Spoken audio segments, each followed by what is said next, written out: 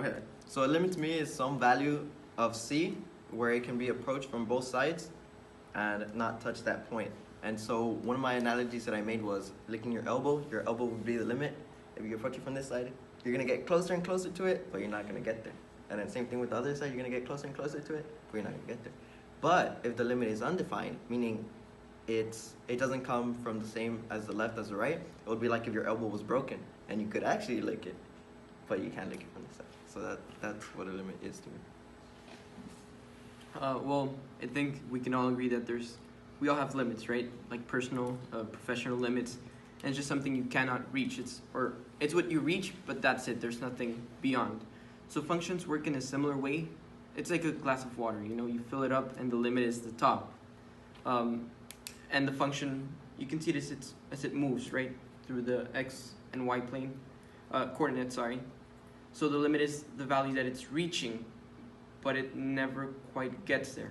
And that's what people get confused a lot. They think it's the value of the function at a certain point, but it's as you get closer to that point, like you get closer to filling up a cup of water.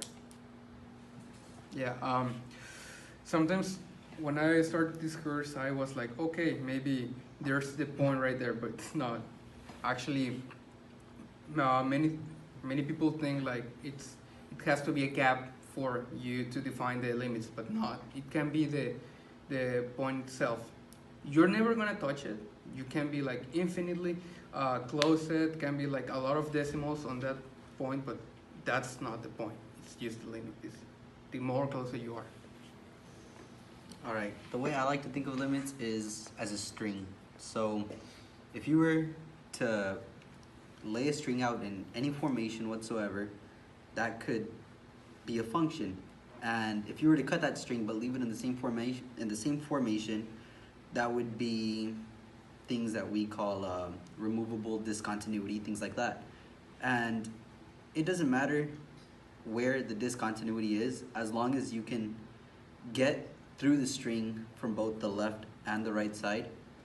And if you're getting closer to that cut in the string, then you got to think about how you're getting on it, but not just from one dimension, but from 2 dimensions.